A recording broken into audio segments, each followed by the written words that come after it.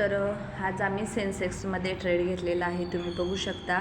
तर technical analysis follow करा. Technical analysis जर तुम्ही प्रॉपर व्यवस्थित फॉलो करत असाल तर तुम्ही कुठेसुद्धा लॉसेस बुक करणार नाही.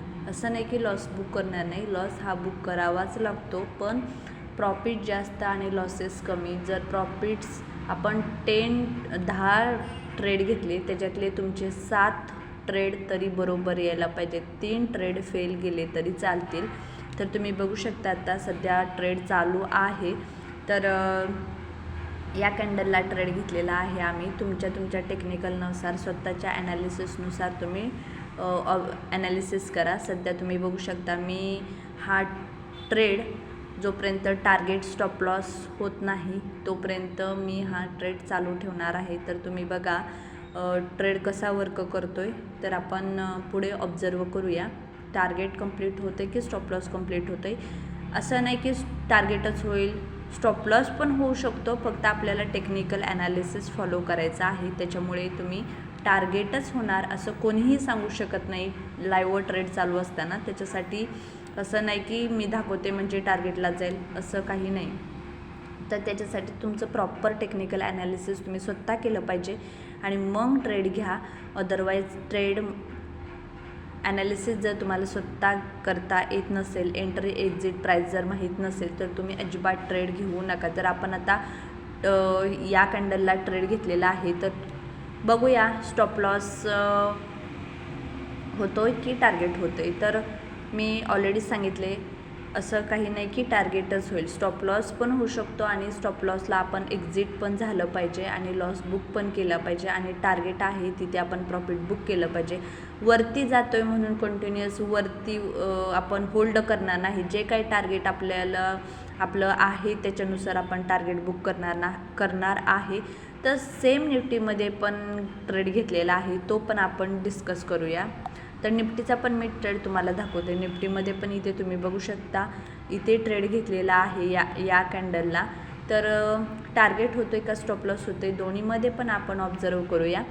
तर टेक्निकनुसार हा सगळं स्टडी आहे. कुणाला टिप्स मी देत नाही आहे. टिप्स तुम्ही कोणाचेही घेऊ नका. टिप्सनी लॉसच होतो, एखादे प्रॉफिट्स होतात. पण तुम्ही जर 10 ट्रेड घेतले त्यांच्याकडून टिप्समधून तर तुमचे 2-3 प्रॉफिट्स होतात आणि 7-8 लॉसेस होतील. तर बघा तुमचा ऑल ओव्हर किती लॉस होऊ शकतो.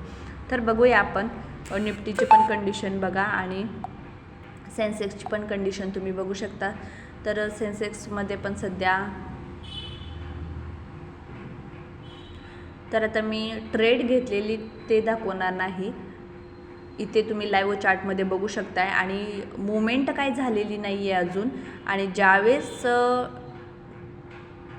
सेन्सेक्स ट्रेड घेऊन या लेवलला आलेला, पेशन्स किती ठेवावे लागतात बघा. 1 2 3 4 5 6 कॅन्डल आहे, ही 7th कॅन्डल चालू आहे. तर बघा टार्गेटला गेलेले नव्हता. एंट्री घेतल्यानंतर खाली आल्यानंतर मी तो ट्रेड तुम्हाला दाखवते.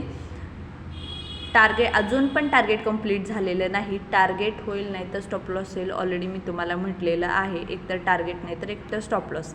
असं काही नाही की ट्रेड घेतला म्हणजे टार्गेटच होणार. आपण बघूया कुठेपर्यंत गेलेला आहे तो ट्रेड. 455 पर्यंत गेलेला आहे.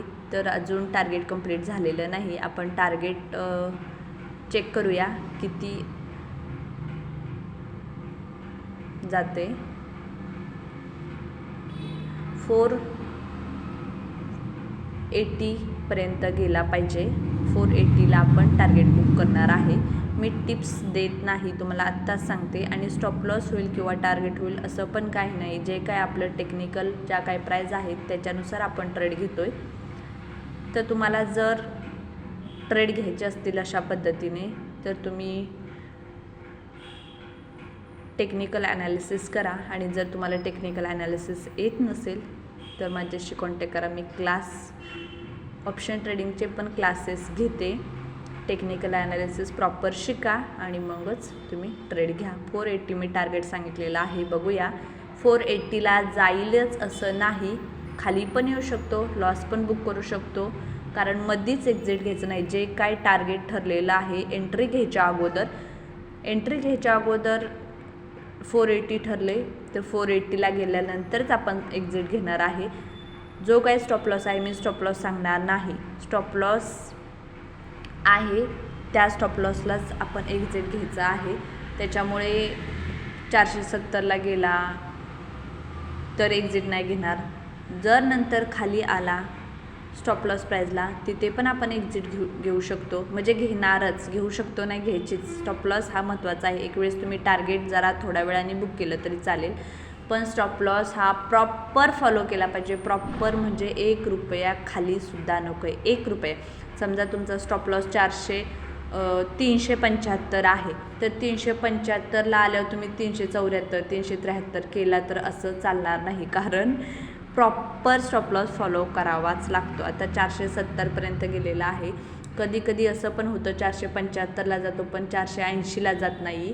म्हणजे इथे तुम्ही बघू शकता मी किती टार्गेट म्हटलेलं ते टार्गेट कंप्लीट झालेलं आहे आणि त्या पद्धतीने आपण एक्झिट पण घेतलेली आहे. कारण ऑलरेडी मी ऑर्डर प्लेस केलेल्या आहेत. टार्गेट प्राईज ऑलरेडी प्लेस केलेलं, त्याच्यामुळे दोन्ही टार्गेट बुक झालेले आहेत. निफ्टीचे पण तुम्ही बघू शकता टार्गेट्स, तर निफ्टीचे पण टार्गेट कंप्लीट झालेलं आहे. तर इथे पण तुम्ही बघू शकता निफ्टी पण खूप चांगली मूवमेंट झालेली आहे. अशा पद्धतीने जर तुम्हाला टेक्निकल ॲनालिसिस प्रॉपर शिकून करायचं असेल तर तुम्ही नक्की कोर्स जॉईन करू शकता आणि कोर्सची फी खूप कमी आहे, सगळ्यांना परवडेल असे आहे. तर थँक्यू.